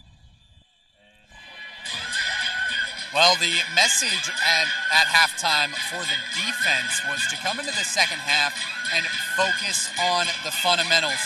The message was we shouldn't have been scored on, and have a good half. You had a good half. Now it's time to have a great half. They're looking to play some perfect football here in the second half. Ready for some fourth quarter action, guys. Thank you, Spencer. And now it will be up to the Panthers to hold here as they'll have a goal line stand to make as we begin quarter number 4. And as we begin the fourth quarter, folks, here in the broadcast booth, we want to welcome in a new color announcer, Mr. Harrison Werner, as he was the winner of the auction here at Parish to be broadcaster for a day here at the football game. Third down and goal, and a stoppage of time here on the field. Looks like Cornerstone has a lot of turnovers this game. And a timeout taken by Parish as it appears Coach Will Galusha wants to make sure they have the right formation in there on third down and goal. And Harrison, welcome to the broadcast. Glad to have you here with us this evening. Thank you. And so far, your observations here through 3 quarters of play as Parish has handled their business tonight against Cornerstone Christian. Yes, Cornerstone has, a lot of turnovers, and they like to keep the ball a lot with the QB. Indeed they do. Gaytan, their second leading rusher, Kent, with 75 yards so far in the contest, but Gaytan not too far behind him with 67 yards so far. But you have to appreciate what he's able to do with faking the football, as now with that last run, Kent now over 100 yards in the game at 105. And now we'll see what they have to offer here on third down and goal as we open quarter number 4. They'll bring in a tight set. with a tight end and 2 wingbacks as Gaytan will hand off to Christian Kent. Kent trying to find room, and he'll be taken down at the 5-yard line. A 3-yard gain on the play with the stop for Parish, number 60, Jonathan Major. And Harrison, this will set up a critical 4th down for the Warriors. Yes, I feel like the Parish D-line has been getting a lot of pressure on the QB, and I'm pretty sure that's why the QB has been wanting to roll out and try and get the ball out quick. And Caleb Mitchell-Irving coming to the sideline. Not sure if this is just a quick checkup or if he may be in some pain. As they'll reset the play clock at 40, or to a 25-second play clock. Parish in the first half, their offense was definitely looking for a deep ball, but it looks like they started to close it. And now a complete shift of formation here on 4th down and goal at the 5. Gaytan rolling out. He'll throw into the end zone. It's picked off with the pick. Guy Stern. Can he take it all the way? One man to beat. Say goodnight to this one. Guy Stern, 101 yards. Wow. Touchdown, Parish Panthers. It was a great play by reading the quarterback. He definitely read it there. The second pick 6 for Guy Stern in as many weeks. He opened up the game against Bishop Lynch with a 25-yard pick 6. And here in the 4th quarter against Cornerstone Christian, 101 yards for Guy Stern on the pick. Their defense has been scoring many points this game, which is a big opportunity for Parish to get a big lead. Indeed, Harrison, second defensive score here for the Panthers in this game as Dylan Sherman will attempt the extra point. And the extra point is good. And ladies and gentlemen, your score with 10 minutes remaining in the ball game here at Snyder Stadium.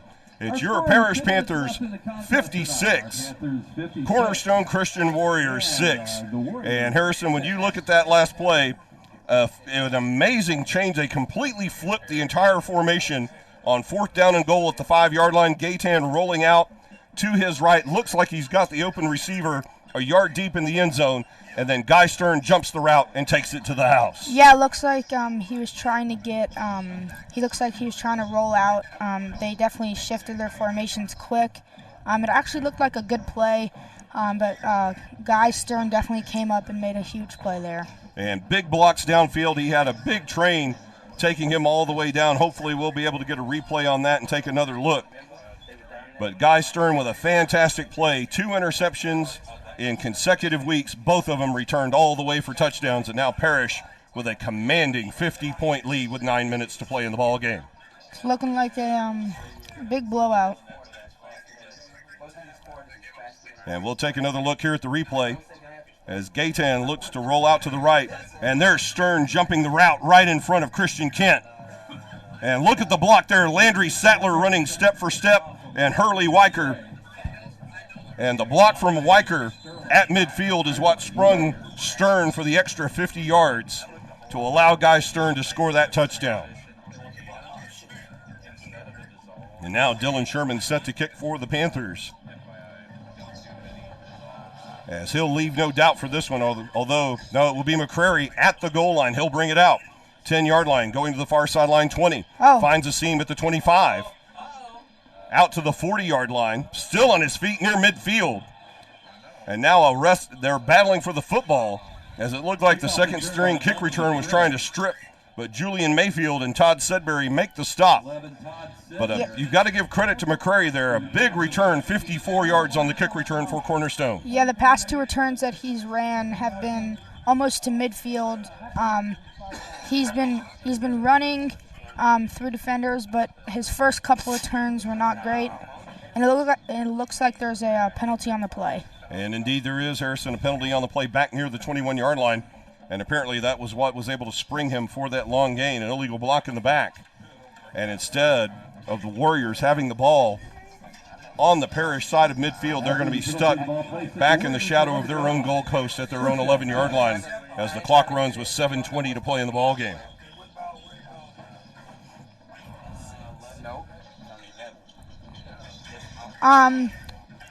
Yeah, it looks like Parish's defense has been going off all night. They've definitely be able to get pressure on the QB, and they're definitely reading the wide receivers. And we'll see what happens here now on 1st and 10 as Gaytan right back in the game after surrendering the pick 6. He'll keep it himself. Another keeper. Straight up the middle. He's got some running room, breaks 2 tackles. Out across the 25 to the 27-yard line. And the second team defense in the game now, Trip Brown, number 32, with the stop for the Panthers. And quickly, the ball set at the 27-yard line, a 16-yard gain and a first down for Cornerstone.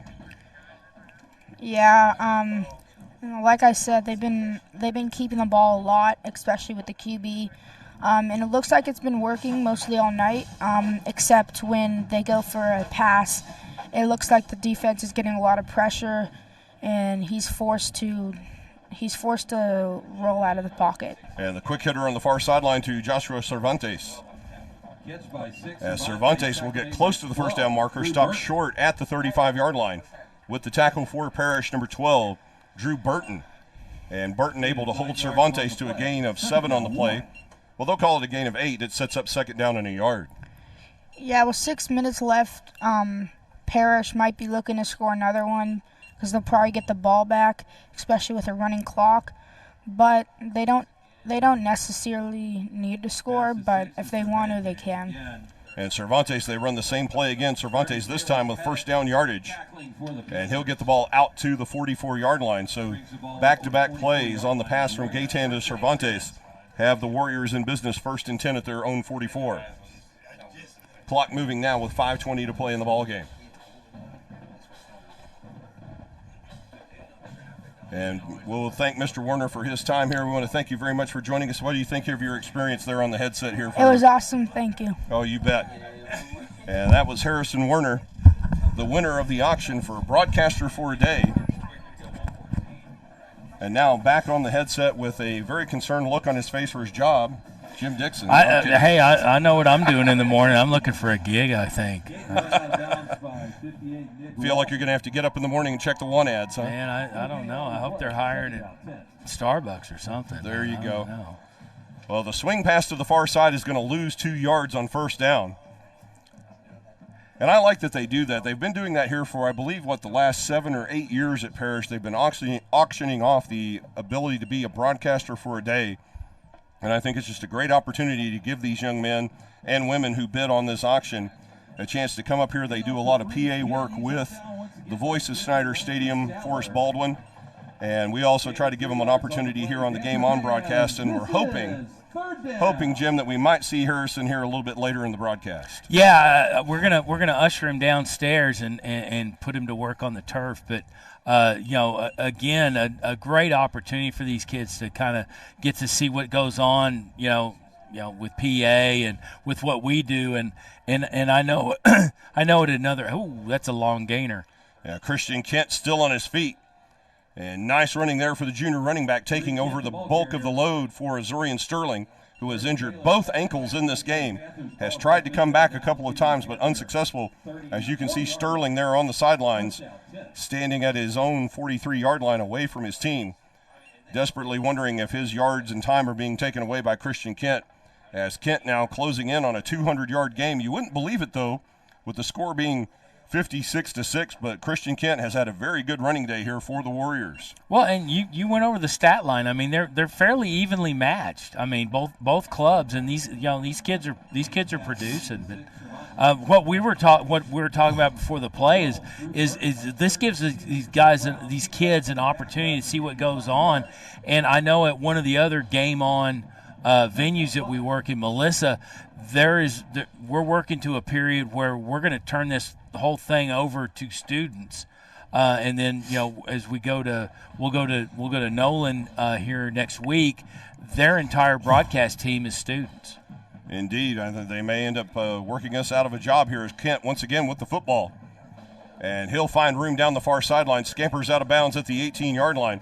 But that's what you want to see here at the high school level, is the future of sports broadcasting in this movement with these young men and women taking over here and broadcasting a lot of these high school level games, and hopefully giving them the opportunity to pursue this as a profession later in life once they go to college, master and get a bachelor's or master's in journalism, what have you, and then they may be the faces of Sports Center or Fox News at night, we may see them on our television sets here in the not too distant future. Yeah, you just never know, and really you don't know till you know, and you got to give kids, you got to give people opportunity, and that's a great thing that Parish does with their auction and giving this opportunity, and I know Forrest loves working with these kids, and I like talking to them and show them the ways of the press box, which is where the drinks are and where the food is. Yes, it's exactly where the refrigerator is that has cold water, and right on top of that refrigerator is a little basket full of chips. Yes. Full of little bags of chips. First down and goal for Cornerstone as Kent with the carry. And he will get the ball across the goal line with 80 seconds to play in the ball game, as Cornerstone will score their second touchdown of the game. This one mostly on the ground against the second team unit. And now with just over a minute to play in the ball game, it's Panthers 56, Cornerstone 12 with the extra point pending. Number 33, Joshua Cox, the sophomore, on to attempt the kick. Gaitan to hold. And the extra point is good. And ladies and gentlemen, your score with 45 seconds remaining in our fourth quarter. Here at Parish Episcopal, it's now your Parish Panthers 56, Cornerstone Christian 13. And folks, let's go down to the sideline quickly with Harrison Werner. I'm here with the guest announcer, Harrison Werner. Now you can put a face to what you've been hearing. He was the color commentator for a lot of that last drive. Harrison, how you feeling today? It feels great to be out here. It feels great to be up there. It was a fun experience. And looks like Parish is just dominating this game. Yeah, I mean, they've played a heck of a game. What are your overall thoughts on Parish football's performance? Their last 4 years have been great. They've won 4 national championships or state championships, and they've been just playing great this season. And they just need to come out here and dominate every game like they have been. All right, Harrison, thank you very much, guys. And folks, the horn sounds ending tonight's game. Ladies and gentlemen, the final horn is sounded here at Gloria H. Snyder Stadium, bringing our Week 8 game to a close here on Game On Sports Network. And folks, your final score here from Parish Episcopal School, your Parish Panthers 56, Cornerstone Christian Warriors 13. And Jim, the last touchdown in the end, reducing the deficit to 56-13, but that takes absolutely nothing away from the absolute dominating performance here by the Panthers this evening on the home blue turf. No, and Parish, they took off in that second half against Bishop Lynch. They built on that momentum. They came in, they executed, they had a good you can see that they had a good week of work. It's unconfirmed, but I can see the proof was in the proof was in the pudding, as I can tell that they had it together. They addressed the shortcomings, the egregious errors of what we saw against Bishop Lynch has kind of gone away, and they're playing a little bit more disciplined and a lot more focused, and they just got their swagger back, and this is a bad crew to give confidence to. Indeed, and they will definitely take that swagger and that confidence into next week's contest in Fort Worth, facing off against Nolan Catholic. And Nolan Catholic tonight playing against Prestonwood Christian. We'll see if we can get you a final score there from Doskasill Stadium. But tonight, the focus here on the Panthers, as they were able to dominate this game from start to finish. They score 2 touchdowns on defense. They score 6 touchdowns on offense. They have the clock running right after the first drive of the third quarter. Made very, very short work of the second half. Got out of most importantly here, Jim, got out of this game injury-free. And now they should have a full squad ready to go Friday night against Nolan Catholic at Doskasill Stadium. Yeah, and you have players with head injuries. That's kind of really on its own focus. Not a lot of players dinged up. Aside from Hutch Crow. Yeah, Hutch Crow lost for the season. Yeah, who's gone for the season. But aside from that, it doesn't look like they're dinged up. It doesn't look like they're suffering any on injury, and they made it out of this thing for sure. Not able to not losing any time or any minutes for anybody that they need. Indeed, and we hope next week to see the starting right guard Jacob Pequeño back from concussion protocol, although as you had mentioned there just a moment ago that is its own animal, so to speak. There's really no set timetable there at all for recovery from a concussion. But next week they will be on the road at Doskasill Stadium to move back into TAPS district play for their final 3 games of the season, taking on the Fort Worth Nolan Catholic Vikings, who were, last time I checked, being thoroughly handled by Prestonwood Christian. And I believe, Jim, just as it was last year, Division I District 1 is going to come down to a battle between Prestonwood and Parish. And while we have a moment, let's go down to the field as Spencer Pattison is with head coach Dan Novikov. I mean, anytime you come out on homecoming and get a win, it's good. Obviously to win in the manner we won was fantastic. We've got to clean some things up that weren't exactly perfect, but still it's always good to come out and get a win like that in that sort of fashion on homecoming.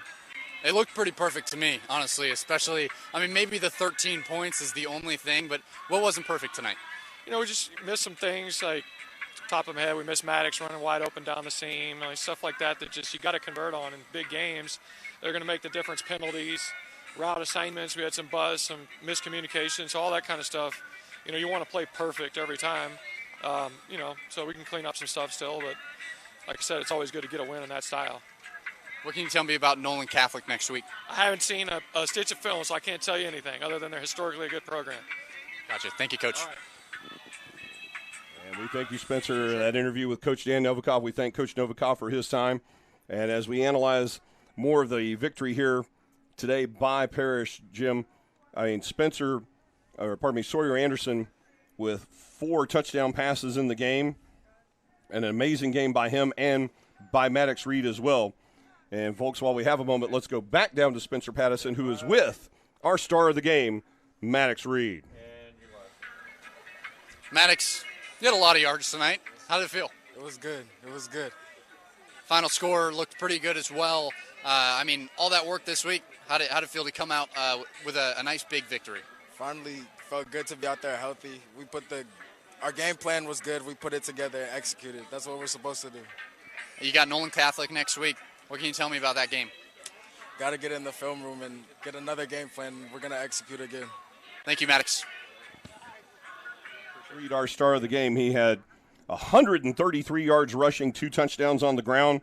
Also had the 1 catch for 65 yards on that screen pass to the house. So, Jim, that's 198 all-purpose yards and 3 touchdowns tonight for the senior running back for the Panthers. Well, and Brian, what it really is it's a touchdown and a quarter for every time he touches the ball. It is indeed. And and when you're getting gains like that, there's obviously focus. And back to Coach Novikov's interview with Spencer, he says there's some things to clean up, and was basically talking about what needed to be done and cleaned up, and literally he's talking about 3 plays. Oh, yeah, 3 plays there that made all the difference. And Maddox Reed, those 2 big, long touchdown runs, and, of course, that beautiful 65-yard reception on the screen pass, a 1-play drive that allowed the Panthers to really open this game up in the early stages of the second quarter. A big gain there. And, folks, let's go back down to the field as Spencer Pattison is now with our defensive player of the game, Guy Stern.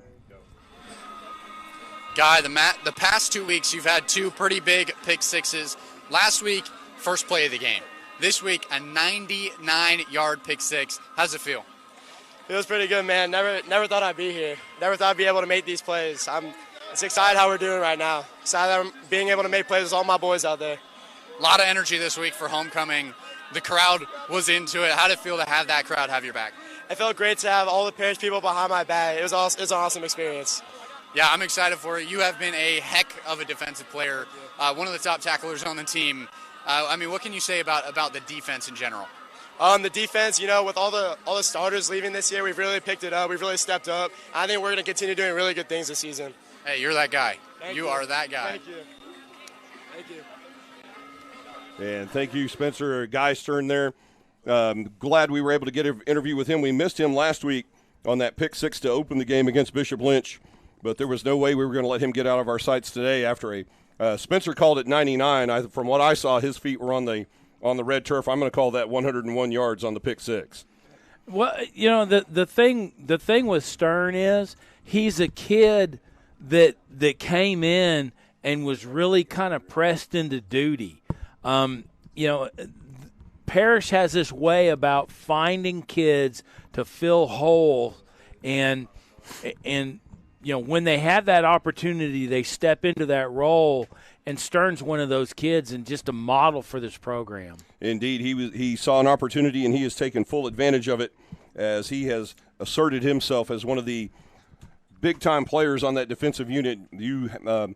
All I can say is that the 3 remaining opponents here in District 1, Division 1, had better be looking for Guy Stern on defense before they run a play. Yeah, and it's kind of funny to see, this kid, as a sophomore, really kind of filled in late in games. But that goes back to the way this program works, where they give opportunities to these kids, and they grow into the role. They don't press them as freshmen unless they're capable. They grow into they learn the program. They get opportunities in their sophomore years. They grow into that role, and then they kind of cast into these situations, and they either step up and produce or they don't. And a lot of these kids, they're hungry for those opportunities, and Stern's one of those kids. Indeed he is, and he has definitely shown his mark and put his mark on these last 2 games and shown his mettle here in this season, as they have made leaps and bounds above where they were Week 1 in Aledo. And while we have a moment, let's go down to the field with Spencer Pattison for his final thoughts on today's game. Well, it was a fantastic football game tonight. Parish Episcopal, that is the best football I've seen from them all season long.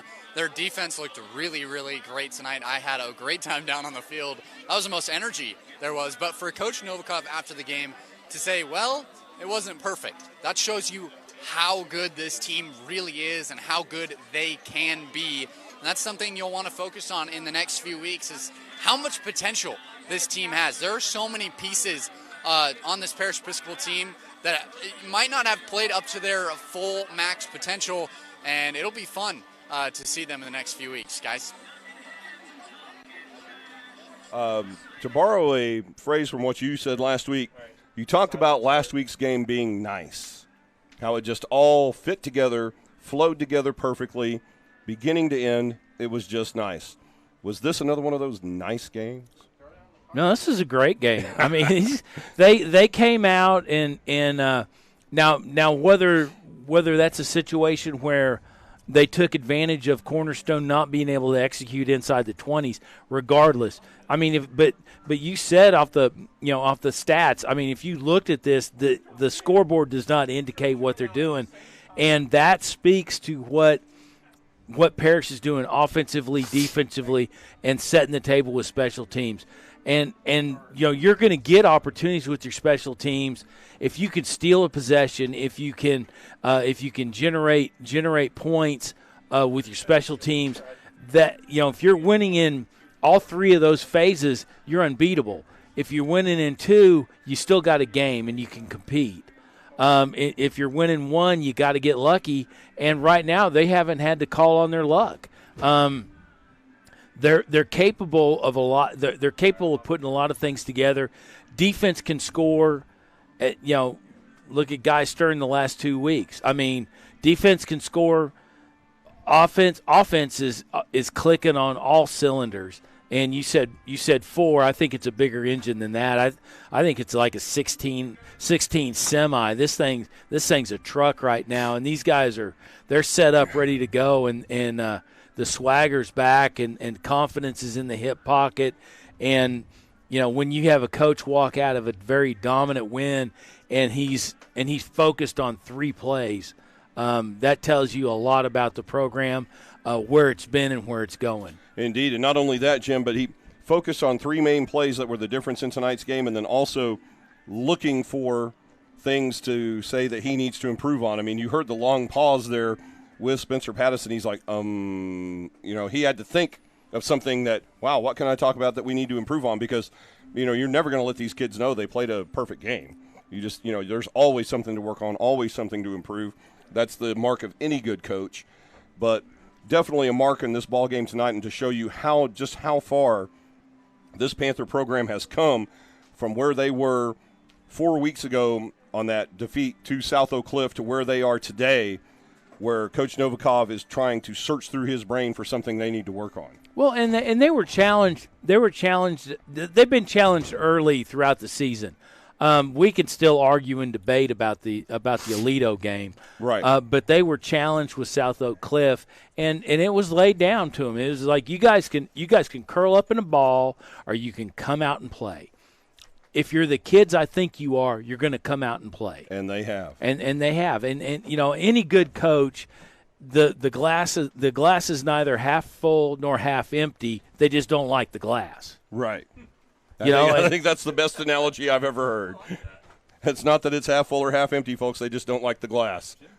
That is great. And that's what good football coaches do. I mean, they look at they don't get too high, they don't get too low. They ride along in the middle and they sort it all out. And Coach Novikov and his staff do a tremendous job about that.